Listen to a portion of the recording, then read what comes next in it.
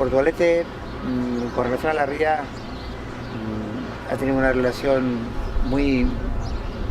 digamos, muy imbricada. Portugalete nace por la ría, pero durante los años del desarrollismo, del boom inmobiliario de los 60 y 70, Portugalete dio la espalda a la ría. La ría era una cosa y Portugalete se empezó a ensimismar hacia el interior del territorio municipal y se dieron la espalda. Había que volver de alguna manera a que la fachada de la ría había que recuperar, había que hacer que la ciudad se volcara de nuevo a la ría. Se planteó lo que sería el plan especial de la cornisa de todo Portugalete, desde Sestao hasta Santurce, en un plan especial que quería salvar la imagen que Portugalete ofrecía a lo que es la ría histórica donde se condensa el crecimiento, el desarrollo y el nacimiento, digamos, de esta ciudad que es la ría y que es Bilbao y que de alguna manera es también la Vizcaya industrial. La otra alternativa importante, la otra opción importante era la de que la entrada desde la parte opuesta, es decir, desde el valle hacia Portugalete, había que reordenarlo totalmente, porque toda esa zona era una zona hacia el valle, hacia Bayonti, que era, por decir así, una especie de traspatio, un patio donde la ciudad se había ido echando las actividades, los usos, los servicios más degradados. Sin embargo, Portugalete tenía que acceder por detrás y a la medida que accedió por detrás hubo que salvar esa fachada y hubo que rehacer esa fachada. Para eso se propuso que todos los terrenos que quedaban libres se ordenaran muy detalladamente para el futuro desarrollos urbanos y se creara una especie de gran puerta, que es la entrada desde la llamada solución oral de Vieta, con una gran rotonda, unos accesos importantes y un gran parque que cubría lo que es la ladera completa de Portugalete hacia el valle. Ese gran parque de esa ladera era la base de una plataforma sobre la cual se asentaron todos los desarrollos urbanos residenciales. Para esos desarrollos urbanos nos fijamos fundamentalmente en la arquitectura de los barrios obreros de los años 20,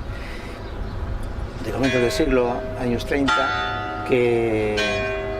acometieron los sindicatos obreros de aquellos años, algunas empresas y las cooperativas.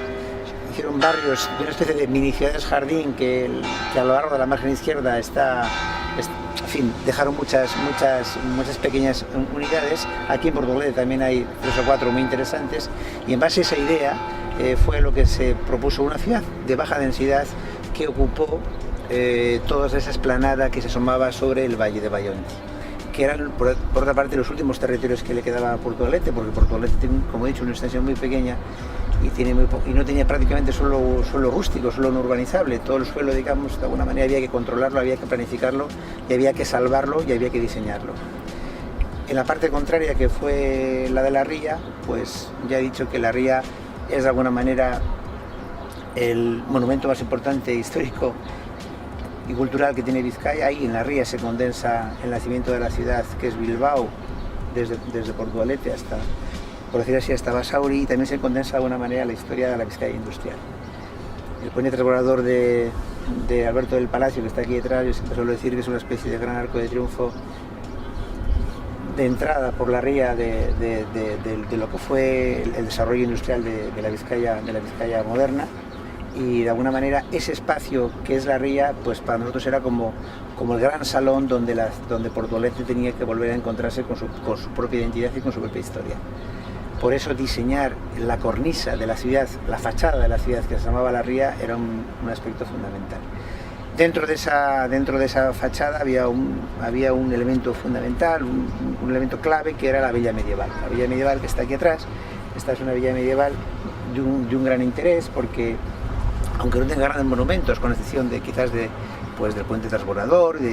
por descontado de la iglesia de Santa María, que está aquí, que es un monumento nacional, un templo gótico de altísimo nivel, pero es una villa medieval pequeña, donde vecinía por un caserío fundamentalmente residencial, que está muy bien, pero que no tiene, digamos, un valor monumental en cada uno de los edificios. Pero sin embargo tenía una calidad ambiental muy interesante, tenía una escala muy buena para poderla vivir, y además estaba llena de gente. Es decir, es una villa que sigue estando ocupada por la gente, se sigue viviendo en ella, no se había degradado como el caso de otras villas o cascos antiguos o centros históricos de otras ciudades. La propuesta fue, en el marco de esta cornisa, salvar lógicamente la villa medieval y salvar también sus aledaños. La intervención fue una intervención más o menos clásica en cuanto a lo que es el levantamiento, digamos, de los planos de la ciudad, el levantamiento de los edificios de la ciudad, del parcelario, de su arquitectura, de sus usos, y teniendo en cuenta, digamos, que había que mantener a la gente dentro, y teniendo en cuenta que había que mantener lo más posible la actividad económica dentro de esa ciudad, pues hizo una intervención respetuosa, cuidadosa, pero también sin tener demasiado miedo a la historia. Es decir, la historia no fue para nosotros una especie de tablón que teníamos encima, sino algo con lo que había que dialogar. Yo creo que la mayor parte de estas cosas que estoy comentando se han llevado a cabo. Ya he dicho antes que se nos acusó un poco de que éramos muy utópicos, pero en aquella época nos creíamos las cosas y creíamos que había capacidad para hacer frente a ese tipo de cuestiones, y yo creo que se consiguió, que se hicieron cosas muy importantes, que el casco histórico de Portugalete se salvó, que el gran parque de la Benedicta se salvó que se llenara de casas y de torres como se pensaba hacer, que la gran dársena de la Benedicta como gran espacio de agua se salvara para el futuro, que también digamos que se iba a rellenar, que ya había unos proyectos verdaderamente disparatados, que el muelle nuevo de Portugalete, que era un muelle de villas que ya estaban cayendo una detrás de otra, se parara el proceso de desaparición, que se salvaran las que quedaban, que se sujetaran las instituciones a criterios arquitectónicos más lógicos, más profesionales, donde la historia se valorara como una cuestión más, que se reconsiderara el puente transbordador como un verdadero monumento para Vizcaya, quizás de los más importantes monumentos que definen la historia de Vizcaya, que se salvara el muelle de hierro del ingeniero Churruca, que de alguna manera consolidó este estuario navegable que es el tramo final de la ría de Bilbao, que es una obra de ingeniería realmente en sí misma monumental, mucho más que las obras de ingeniería moderna que actualmente tienen mucho más relumbrón. Saber ver que la construcción de esta ría es digamos, la culminación de la base fundamental para haber crecido y para haber consolidado esta ciudad, pues es muy importante. Y yo creo que esto la gente en Portugalete lo fue viendo. Y a diferencia de otros pueblos, en Portugalete se salvaron elementos identitarios que permiten que Portugalete siga siendo, por su misma arquitectura, por su misma estructura urbana, por sus mismos usos, un trozo de ciudad distinta, identificada y de interés en el conjunto de lo que es la comarca de la ría de Bilbao. En aquel caso había voluntad para hacerlo, nos lo creíamos, y yo creo que la mayor parte de los objetivos del plan, en su mayor parte, yo creo que se consiguieron.